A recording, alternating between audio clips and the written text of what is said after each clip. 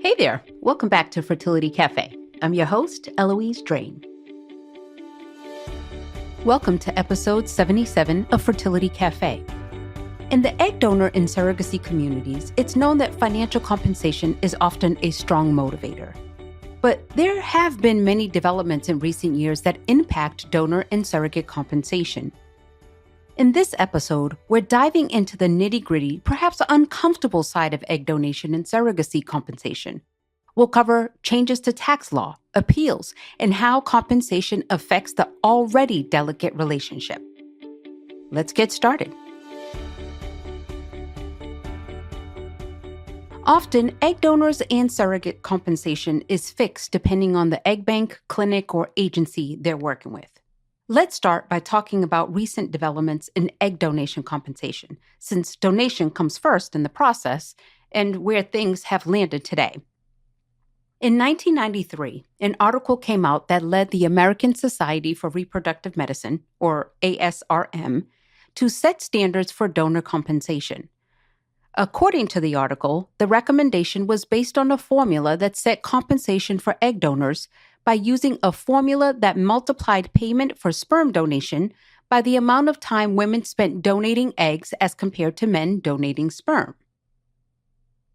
As a result, the ASRM set standards that would cap donor compensation at $10,000 for a single cycle.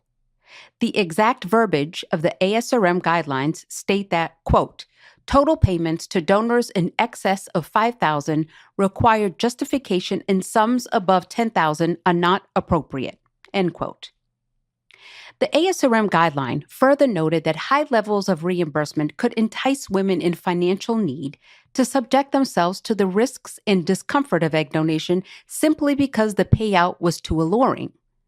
The ASRM argued that compensation at a relatively low level will keep the danger of unduly enticing low-income women in check. Naturally, egg donors argued that this was a superficial justification for not paying women their due compensation, and in response to the formula that initially set the compensation gaps, they argued that being an egg donor is not comparable to being a sperm donor, and there are far more factors involved than just time. There's the pain and discomfort of the injections and your growing ovaries. There's the vast unknown health risks of what these medications and the combination of meds donors are required to take due to a woman's health over time. In 2011, a class action lawsuit was filed by a group of egg donors against the ASRM challenging guidelines that recommended limiting reimbursement for egg donation to up to $10,000. The New York Times reported on the case and added to the argument that such limitations go against a free market system. The plaintiffs in the lawsuit referred to this as the Sherman Act challenge. The Sherman Act is an 1890 antitrust law that says that price fixing is illegal and limits a free and unfettered market. This sparked a lot of discussion and controversy because egg donors are not compensated for the sale of their eggs, but rather for their pain, suffering, and time. During the lawsuit, another argument was brought up. The ASRM argued that fertility treatments are already incredibly expensive and couples in need shouldn't have to pay more for donor eggs in order to build their families. In return, the class action group of egg donors responded by asking, why should egg donors pay the price for more affordable assisted reproduction? The question of how we make assisted reproduction more accessible to families without being unfair or limiting compensation for donors is one that still exists today, which is why you'll find a lot of different theories on compensation among egg donation agencies and banks, as well as among donors themselves. Ultimately, after 4 years of litigation, the lawsuit of Kamakahi versus American Society for Reproductive Medicine ended in a settlement. The ASRM agreed to remove the language in their guidelines capping egg donor compensation at $5,000 for first-time donors and $10,000 for repeat donors. They also agreed to not impose any dollar amount compensation recommendations in the future. The ASRM removed the compensation recommendations from their guidelines in 2015. It is still common practice, however, today in the industry to have preset donor compensation rates for first-time donors. For example, many banks and agencies will set first-time donor compensation rates at $7,000 to $10,000 and then increase for subsequent cycles. Many donors think of their compensation in terms of what they're going to pay for with their compensation money, such as student loans, rent or mortgage payments, a down payment on a new home or car, savings accounts, etc. In 2021, an article came out on Salon claiming that egg donation is becoming an increasingly common way for women to pay for their student loan debt.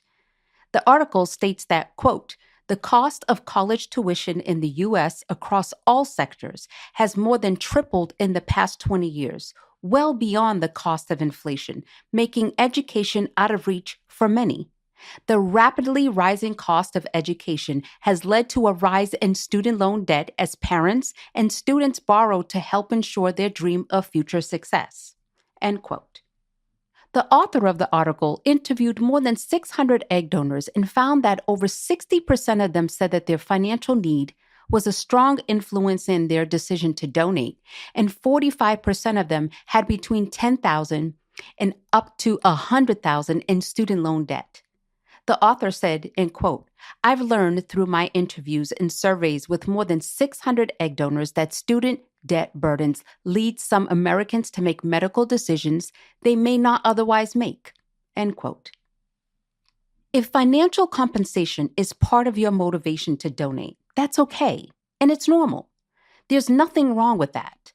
Just make sure you are making a decision that isn't based in fear or financial desperation. Keep in mind that the long-term ramifications of egg donation are still unknown, and there may be children born from your donation many, many years down the line, long after your compensation money has been put to use. I say all of this to get you thinking about whether donating is really right for you long-term, and if you decide that it is, what rate of compensation feels right for you. For egg donors, it's also important to know that your compensation is taxable. Here's where we currently stand on tax laws relating to egg donor compensation. In 2015, in the case of Perez versus Commissioner, it was determined that the IRS is able to tax egg donor compensation. There are no thresholds either, so whether you receive $5,000 or $50,000, you will still need to pay taxes. Understandably, donors argue that compensation is considered income for pain and suffering, which wouldn't be non-taxable. However, during the case, the comparison was made to a professional boxer who gets paid for taking punches during a match and who experiences pain and suffering. Because they are voluntarily subjecting themselves to it for financial compensation, it's taxable. As a result, the IRS determined that donors are not, in fact, compensated for pain and suffering. Rather, they determined that egg donation is considered a service that donors are providing, and therefore the compensation is taxable. So, what about appeals to this tax law? In recent years, donors have been more vocal about appealing their compensation taxes. In fact, there have been donors who have received tax bills, appealed them, and won, and others who have done the same and lost their appeals. There are a considerable number of appeals going on, and they are still waiting to hear about the results of their appeal. Now, let's look at surrogacy compensation. Surrogacy compensation is quite different from egg donor compensation in that there are state-by-state laws on surrogacy and compensation. Throughout the United States, surrogacy laws vary greatly. For example, in 2007, Washington State initiated legislation that stated gestational surrogacy and contracts for surrogacy arrangements are legal, but contracts for compensation beyond reasonable expenses are illegal. According to the state law, compensation is defined as any payment beyond actual medical costs, other expenses related to pregnancy, and legal fees related to drafting of the contract. Luckily, in 2019, new legislation decriminalized compensated surrogacy was enacted.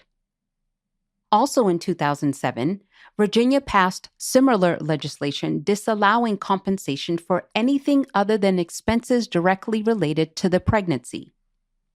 Oddly, Kentucky legislation prohibits compensation for facilitating a surrogacy contract, which applies to legal professionals and agencies, but doesn't specify anything relating to gestational surrogacy or compensation for gestational surrogates. And then compensated surrogacy is flat out illegal in Louisiana and Michigan and unenforceable in Nebraska and Arizona. While many states have laws saying whether surrogacy is legal or illegal and whether surrogacy can be compensated, no state specifies how much or how little a surrogate can be compensated. When it comes to taxable income for surrogates, the situation is similar.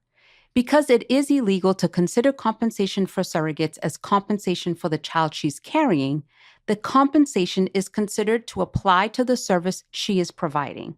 However, many advocates of third-party reproduction suggest loopholes to mitigate taxation on surrogacy compensation in particular.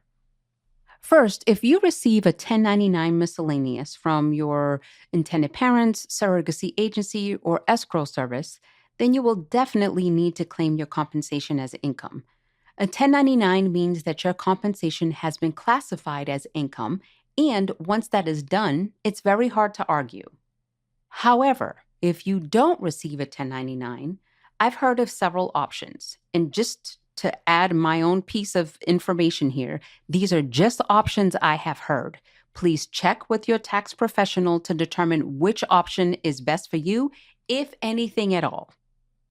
First option is to classify the surrogacy compensation as pre-birth child support. This argument can fall through if your gestational surrogacy agreement isn't worded properly. So some attorneys will deliberately list compensation terms as pre-birth child support, which is not taxable under the law. However, there haven't been any major cases involving this strategy to be able to say it will hold up. Another option is to claim the compensation as a gift. Some surrogates have done this successfully, but it's a fine line between gift and compensation for a so-called service like surrogacy. In this scenario, the language in Section 104 of the Internal Revenue Code was argued. The tax code states that compensation received for pain and suffering on account of personal physical injuries or physical sickness is not taxable. Some surrogates have had success claiming that pregnancy itself or the symptoms of pregnancy add up to personal physical injuries or physical sickness. Finally, claiming your compensation as being for pain and suffering is another option, but also the one that the IRS is most used to responding to and denying.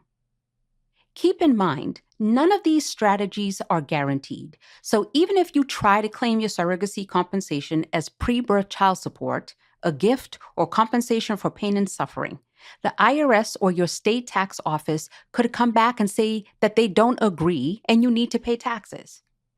Be sure to discuss your options with a qualified tax professional and choose the option that is best for you. As for surrogates appealing, there are no public cases of surrogates appealing their tax bills, so we have no information on the success rates of their appeals. The fact of the matter is that the tax law surrounding egg donation and surrogacy is currently under ongoing discussion and might change in the future. But for now, donors and surrogates should expect to pay taxes on their compensation, especially if they receive a 1099. It's also important to keep in mind that you should plan to pay taxes on your compensation even if you don't receive a 1099 for your compensation.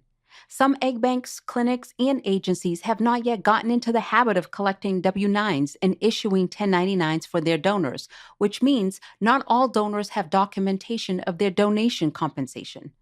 But this doesn't mean that you can't exclude your donor or surrogacy compensation on your tax returns. If that agency does retroactive reporting in the future, the IRS may learn of your donation compensation and contact you if you didn't report it. So, what can you do about it? If you feel strongly about your compensation not being taxed, you can appeal your tax bill for the donor or surrogacy compensation reported on your 1099. There's no guarantee that you will win, of course, but more and more donors are doing this, and with the mounting numbers, it's possible that the IRS will reconsider. I'm sure surrogates will follow suit and similarly argue that their compensation is not taxable. Another thing you can do to keep more of your compensation is to deduct expenses related to going through the process. For example, mileage, meals, and travel expenses and maternity clothes may be deducted. Those expenses may reduce the amount of tax you must pay.